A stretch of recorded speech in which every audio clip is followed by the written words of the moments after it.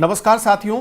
बांग्लादेश के खिलाफ सबसे बड़ा एक्शन तो भारत ले ही रहा है, लेकिन अब भारत में जो एक जानकारी है कि 2 करोड़ के आसपास बांग्लादेशी घुसपैठिए मौजूद हैं जो अवैध तरीके से भारत में घुस आए और जगह जगह उन्होंने कब्जा किया। अब उन सब को डिपोर्ट करने की तैयारी शुरू कर दी गई है, बांग्लादेश में डिपोर्ट करने की तैयारी शुरू कर दी गई है। और यही नहीं, कई स्टेट ने तो अब डिटेंशन सेंटर भी बनाने शुरू कर दिए ताकि अगर बांग्लादेश इन्हें वापस लेने से इनकार करता है तो इन लोगों को डिटेंशन सेंटर में डाला जाएगा। ये वो लोग हैं जो बांग्लादेश के रहने वाले हैं, इनके पास बांग्लादेशी नागरिकता है, लेकिन ये भारत में जब आए तो चोरी, डकैती और कई क्रिमिनल वारदातों को अंजाम देने लगे।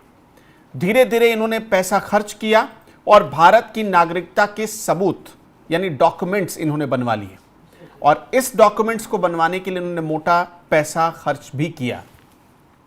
आपको एक ग्राफिक्स के जरिए दिखाते हैं कि भारत सरकार ने जो अवैध बांग्लादेशी आए थे घुसपैठ करके भारत में, उनको भेजने के लिए कितना बड़ा एक्शन लेना शुरू कर दिया है।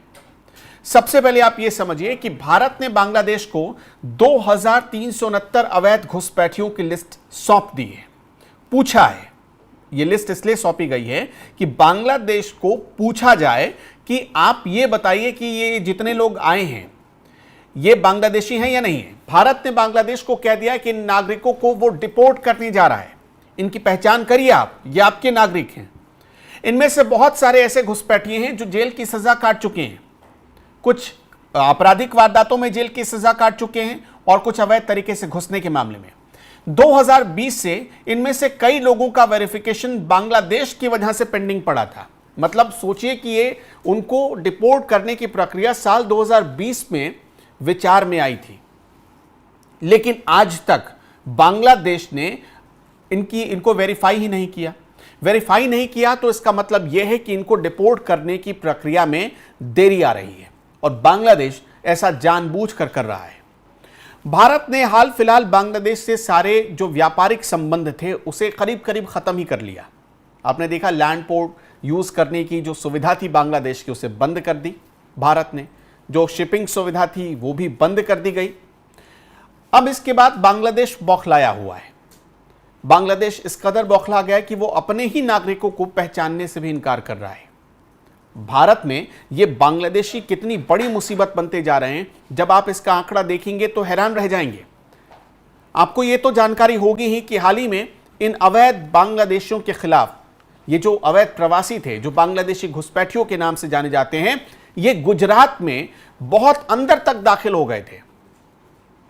गुजरात के अहमदाबाद में बाकायदा इन्होंने एक ऐसी सिटी बना ली थी, ऐसा शहर बना लिया था जो मिनी बांग्लादेश के नाम से जाना जाने लगा था। और इतिहास में बांग्लादेशी घुसपैठ पर यह सबसे बड़ी कार्रवाई माना जा रहा है। ये जो आप तस्वीर देख रहे हैं, 15 से ज्यादा मस्जिदें ध्वस्त की गई। बताया यह जा रहा है कि इन लोगों ने, इन बांग्लादेशियों ने वहां पर मंदिर भी तैयार कर लिए थे, क्योंकि इनको ऐसा लगता था कि मंदिर बनवा लो तो कोई नहीं हटाएगा। लेकिन जब सरकार को इनकी पूरी साजिश के बारे में पता चला तो सरकार ने उस पर भी कार्रवाई की। आपको ग्राफिक्स के जरिए समझाते हैं कि कितनी बड़ी कार्रवाई हुई है बांग्लादेशी घुसपैठियों पर गुजरात में, क्योंकि गुजरात से ही ये पूरी प्रक्रिया शुरू हुई है। अहमदाबाद के चंदोला तालाब इलाके में घुसपैठियों ने मिनी बांग्लादेश बना लिया था। सोचकर देखिए, 1-2 नहीं, 3 लाख वर्ग किलोमीटर एरिया में 13,000 से ज्यादा मकान जमींदोज किए गए। चंदोला तालाब इलाके में 2 चरणों में कार्रवाई हुई, जिसमें जब कार्रवाई हुई और 13,000 मकानों को ध्वस्त किया गया तो 50,000 टन मलबा निकला। पहले चरण में 40,000 कच्चे पक्के मकान ध्वस्त किए गए थे। 2 चरण में कार्रवाई हुई, हमने आपको बताया था। पहले चरण में 4,000 मकानों को जमींदोज किया गया और लगभग 1.5 लाख स्क्वायर मीटर की जमीन खाली करवाई गई। इसके बाद दूसरे चरण की कार्रवाई शुरू हुई। पहले चरण के दौरान जो सुरक्षा व्यवस्था की गई थी उसमें 2000 से ज्यादा पुलिस वालों की तैनाती करनी पड़ी थी। सोचिए कितना खतरा है। इन्होंने छोटी छोटी गलियां बना रखी थी, 50 जेसीबी और हिटाची की मशीनें लगानी पड़ी थी। छोटी छोटी गलियां बना ली थी इन लोगों ने ताकि पुलिस आए तो उसे भागने के लिए जगह ना मिले। जब दूसरा चरण कार्रवाई का शुरू हुआ तो 8000 से ज्यादा कच्चे पक्के मकानों को ध्वस्त किया गया। दूसरे चरण के दौरान लगभग 2.5 लाख स्क्वायर मीटर जमीन खाली कराई गई। अगर आप जोड़ेंगे दोनों चरणों में तो करीब 4 लाख स्क्वायर मीटर की जमीन खाली कराई गई है। दूसरे चरण में तोड़फोड़ के दौरान 3,000 से अधिक पुलिसकर्मियों ने सुरक्षा दी थी, जो तोड़फोड़ करने के लिए कर्मचारी लगाए गए थे। दोनों चरणों में अवैध मंदिर समेत कुल 20 धार्मिक संरचनाओं को ध्वस्त किया गया। इन्होंने धार्मिक संरचनाएं इसलिए बनाई थी ताकि सरकार उस पर कार्रवाई ना कर पाए। मंदिर बनाकर बांग्लादेशी घुसपैठिए बचने की फिराक में थे। इन्होंने कई जगहों पर जो घुसने का रास्ता था वहां मंदिर बना दिया था। जामनगर में समंदर किनारे भी बांग्लादेशी घुसपैठियों ने कब्जा कर लिया था। जामनगर जिला पुलिस और वन विभाग ने संयुक्त रूप से 7 अवैध मस्जिदों को ध्वस्त किया था। यह गुजरात पुलिस की कार्रवाई है, सिर्फ गुजरात पुलिस की कार्रवाई है। मस्जिदों के जरिए इन लोगों ने 15,000 स्क्वायर मीटर की जमीन पर कब्जा किया था। ये मस्जिदें 10 सालों में बनकर तैयार हुई थी। सोच कर देखिए, 10 सालों से ये लगे हुए थे और 10 साल में इन्होंने करीब 4 लाख स्क्वायर मीटर की ज़मीन अपने कब्जे में ले ली थी। ये ज़मीन इन्होंने रजिस्ट्री नहीं कराई थी, इसका कोई दस्तावेज नहीं था, सरकारी ज़मीन थी। सरकारी ज़मीन पर ये आए। 10 से 12 लाख रुपए हर परिवार के लिए एक शुल्क रखा गया था और उस शुल्क को अदा करने के बाद इन लोगों को नागरिकता मिल जाती थी भारत की। इतनी बड़ी कार्रवाई हुई, इसलिए जो डिपोर्ट की कार्रवाई भारत कर रहा है, इस कार्रवाई का बड़ा असर होने वाला है भविष्य में। क्योंकि आपने देखा होगा कि हाल में पश्चिम बंगाल के मुर्शिदाबाद में जो हिंसा हुई थी उसमें इन्हीं बांग्लादेशी घुसपैठियों का हाथ सामने आया है और बांग्लादेश से जो लोग आए थे उन्होंने बहुत भड़काया था। उसमें यह भी बात सामने आई थी कि बांग्लादेश में बैठी कुछ ऐसी एजेंसियां हैं जो आतंकवादी संगठन में जिनको गिना जाता है और वो भारत के खिलाफ साजिश रचने के लिए पश्चिम बंगाल के रास्ते, खासतौर पर मुर्शिदाबाद में अपने पांव पसारने के लिए वो लोगों को भड़का रही थी। अब एक और ग्राफिक्स के जरिए आपको समझाते हैं। डिटेंशन की प्रक्रिया इतनी तेज हो गई है कि अब हर जगहों पर कार्रवाई हो रही है, लेकिन गुजरात की कार्रवाई ने ज्यादा असर छोड़ा है। 26 अप्रैल 2025 को अहमदाबाद और सूरत में पुलिस ने 100 से अधिक बांग्लादेशी घुसपैठिए गिरफ्तार किए। सोचिए, 100 से अधिक बांग्लादेशी घुसपैठिए सूरत में गिरफ्तार हुए। अप्रैल 2025 में ही 6,500 संदिग्धों को अहमदाबाद और सूरत से पकड़ा गया। 450 से अधिक बांग्लादेशी घुसपैठिए उसमें शामिल थे। सिर्फ ये गुजरात की कार्रवाई आपको बता रहे हैं। फरवरी 2025 में उसी गुजरात में 48 बांग्लादेशी घुसपैठियों के दस्तावेज फर्जी पाए गए और उनको डिपोर्ट करने की प्रक्रिया शुरू की गई। अक्टूबर 2024 में सूरत में 6 बांग्लादेशी नागरिकों को एजेंट के साथ गिरफ्तार किया गया। ये एजेंट क्या था? ये एजेंट जासूसी भी करता था और लोगों को बांग्लादेश से भी लाता था। पूछताछ में पता चला कि यह बांग्लादेशी एजेंट 90,000 रुपए में घुसपैठियों को भारत लाता था। मतलब कितना बड़ा यह कारोबार बन चुका था बांग्लादेश से भारत तक आने का। ये एजेंट्स और ऐसे बहुत सारे एजेंट्स हैं अभी भी जो भारत के अलग अलग हिस्सों में मौजूद हैं। दोस्तों, क्या आपको पता है कि इस वक्त बांग्लादेशी घुसपैठ से सबसे ज़्यादा परेशान कौन सा स्टेट है? पहले नंबर पर पश्चिम बंगाल है, दूसरे नंबर पर गुजरात और तीसरे नंबर पर जहां इस वक्त एक सायरन बज रहा है, एक अलार्म बज रहा है, वो है ओडिशा। ओडिशा में इतनी तेजी से बांग्लादेशी घुसपैठ ने पांव पसारा है कि वहां की बीजेपी सरकार हैरान है। अब वहां पर सारे जिलाधिकारियों को कहा गया कि आप जल्द से जल्द डिटेंशन सेंटर बनाइए। अगर डिटेंशन सेंटर नहीं बना सकते हैं तो जेलों में जगह खाली करिए, इन्हें जेल में रखा जाएगा। यह हालत हो गई है। ये इतने बड़े भारत के लिए सिरदर्द बनते जा रहे हैं। ये बांग्लादेशी भारत में आते हैं और आने के बाद भारत के खिलाफ ये साजिश करने लगते हैं। मैंने आपको बताया, अपराध बढ़ता है किसी स्टेट में और ख़ास तौर पर पश्चिम बंगाल, ओडिशा, झारखंड, बिहार, गुजरात, महाराष्ट्र, उत्तर प्रदेश, इन जगहों पर कई जगह आपने देखा होगा कि उसका सीधा कनेक्शन सामने आता है बांग्लादेश से। सैफ अली खान पर हमला हुआ था अभी कुछ महीने पहले। सैफ अली खान पर हमला करने वाला कहाँ का था? आपको इस बात की जानकारी है? वो बांग्लादेशी नागरिक था, वो महाराष्ट्र में रह रहा था और उसने सैफ अली खान के घर में घुसकर हमला कर दिया था। गुजरात में जो बड़ी बात सामने आई है, उसने मतलब सरकार की भी नींद उड़ा दी है। ये जो बांग्लादेश से आने वाले लोग हैं, क्योंकि जैसे ही ये भारत आते हैं इनको कोई कारोबार मिलता नहीं है। शुरू में ये चोरी करते हैं, डकैती करते हैं, छिनतई करते हैं, रास्ता चलते लोगों को लूटते हैं, लूटपाट करते हैं, कई तो हत्या तक की वारदात कर डालते हैं। नाम आए, कनेक्शन सामने आए, गुजरात से ये बातें सामने आ रही हैं। अब आपको एक मोटे तौर पर दिखाते हैं कि देश भर में डिटेंशन सेंटर्स की हालत क्या है। बांग्लादेशियों के लिए डिटेंशन सेंटर बनाए जा रहे हैं। सरकार इतनी गंभीर चिंता में है कि आपको वो भी ग्राफिक्स के जरिए समझाते हैं, आपको अंदाजा लग जाएगा। लेकिन उससे पहले आपको यह समझा देते हैं कि कितने भारत में अवैध बांग्लादेशी हैं। 2004 में असम में 50 लाख, ये आधिकारिक आंकड़ा है, 2004 में सामने आया कि असम में 50 लाख अवैध बांग्लादेशी हैं और पश्चिम बंगाल में 57 लाख। 2004 की बात है ये, यानी आज से 21 साल पहले। 2016 में किरण रिजिजू ने संसद में कहा कि करीब 2 करोड़ बांग्लादेशी घुसपैठिए भारत में रहते हैं, 2016 में, यानी यह भी बात हो गई करीब 9 साल पुरानी। 2024 में कर्नाटक में वहां की सरकार ने यह माना कि 1 लाख से अधिक अवैध बांग्लादेशी प्रवासी हैं कर्नाटक में छिपे हुए। यह कितना अलार्मिंग सिचुएशन है, आप इससे अंदाजा लगा सकते हैं। कर्नाटक ही नहीं, ओडिशा तक में अब इन्होंने पांव पसार लिया। झारखंड तो पहले से पीड़ित था ही। आपको जानकर और मतलब अचंभा होगा, हैरानी होगी कि झारखंड का एक जगह है पाकुड़, झारखंड में एक जगह है पाकुड़ में, तो बाकायदा बांग्लादेश से लोग आकर शादी करते हैं और वो भारत के नागरिक बन जाते हैं। शादी करके वो यहीं बस जाते हैं, पाकुड़ में बस जाते हैं। ऐसा कई कनेक्शन सामने आया।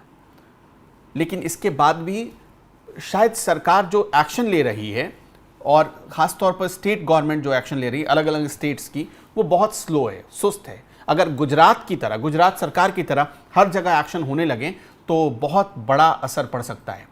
अब आपको एक लास्ट ग्राफिक्स दिखाते हैं कि उड़ीसा में सरकार इतनी चिंतित हो गई है कि सारे जिलाधिकारियों को कहा गया कि भाई आप जितना जल्दी हो सके डिटेंशन सेंटर खोलिए। वो आंकड़ा मैं आपको उसकी जानकारी देना चाहता हूं कि सबसे ज्यादा जो डिटेंशन सेंटर इस वक्त चलाए जा रहे हैं, वो डिटेंशन सेंटर चलाए जा रहे हैं कहां? असम में। असम की सरकार के लिए सबसे ज्यादा सिरदर्द पहले बने हुए थे, लेकिन वहां पर जब से हिमंता बिस्वा शर्मा आए और जैसे उन्होंने ये कहा कि हम एनआरसी लागू करेंगे, उन्होंने इसकी कोशिश शुरू की, उसके बाद से मतलब असर ये हुआ कि वहां पर कम हुआ। असम में सबसे पहले 2008 में डिटेंशन सेंटर की स्थापना हुई थी। फिलहाल 6 सेंटर वहां पर डिटेंशन सेंटर चल रहे हैं। असम के साथ साथ आपने देखा होगा कि दिल्ली में भी कार्रवाई हुई, दिल्ली में भी एक सेंटर खोला गया। असम के गोलपाड़ा जिले के मटिया में देश का सबसे बड़ा डिटेंशन सेंटर चल रहा है, जिसमें कुछ रोहिंग्याओं को भी रखा गया है जो अवैध तरीके से भारत आए हैं।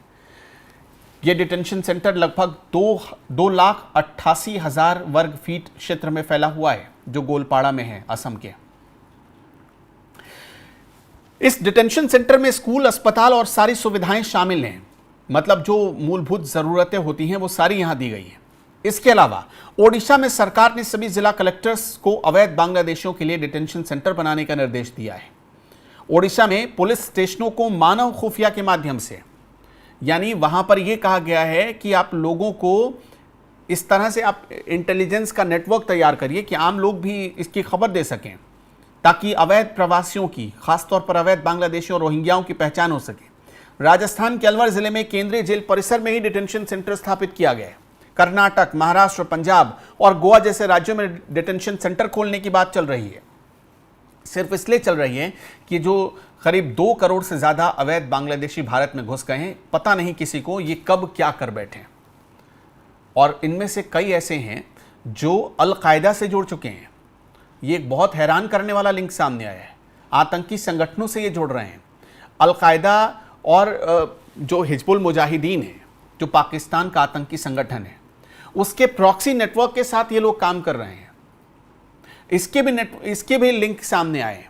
आपको हम गुजरात के गृह मंत्री हैं, उनका बयान हर्ष संघवी ने क्या कहा है, जब आप सुनेंगे तो आपके पैरों तले जमीन खिसक जाएगी। सुनिए पहले आप। हमने उस क्षेत्र का ध्वस्त किया जहां से अलकायदा के सहयोगी 4 गैरकानूनी बांग्लादेशी पकड़े गए थे। हमने उस क्षेत्र का ध्वस्त किया है जहां से अभी तक बड़े पैमाने पे ड्रग्स कार्टेल पकड़े गए हैं। हमने उस क्षेत्र का ध्वस्त किया है जहां छोटी छोटी मुस्लिम बेटियों को ये गैर कानूनी बांग्लादेशियों ने वेश्यावृत्ति का शिकार बनाया था। हमने उस क्षेत्र का ध्वस्त किया है जहां से बड़े पैमाने पे गैरकानूनी बांग्लादेशियों को पकड़ा गया है। ये राज्य के सभी नागरिकों के हित में राज्य सरकार ने सुरक्षित रखी गई एक एक इंच जगह हम खाली करा के रहेंगे। ये ऐतिहासिक काम अहमदाबाद पुलिस, अहमदाबाद महानगर पालिका, अहमदाबाद एडमिनिस्ट्रेशन द्वारा पूरी तरह से मानवता के मद्देनजर रख के ये काम को पूर्ण करके जो तालाब की जगह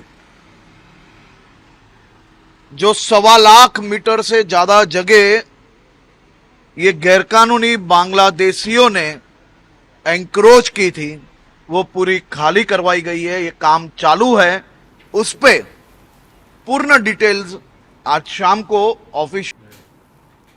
तो आपने सुन लिया होगा, ये लोग क्या करते हैं भारत में आने के बाद? ड्रग कार्टेल में शामिल हो जाते हैं, वेश्यावृत्ति में शामिल हो जाते हैं, लोगों से लूटपाट करते हैं और इनका काम होता है अवैध कब्जा करना। ये वो बांग्लादेशी हैं जो अवैध तरीके से भारत आए और इन्होंने भारत की संस्कृति को भी दूषित कर दी। कुछ हिस्सा इस बाइट का जो आप नहीं सुन पाए वो मैं आपको बता देता हूं। जो गुजरात के गृह मंत्री, उन्होंने बाकायदा कहा था, ये ऑन रिकॉर्ड कहा है कि इनके लिंक जो हैं वो अल-कायदा तक से सामने आए हैं। सोच कर देखिए भारत के लिए, हिंदुस्तान के लिए कितनी चिंता वाली बात है।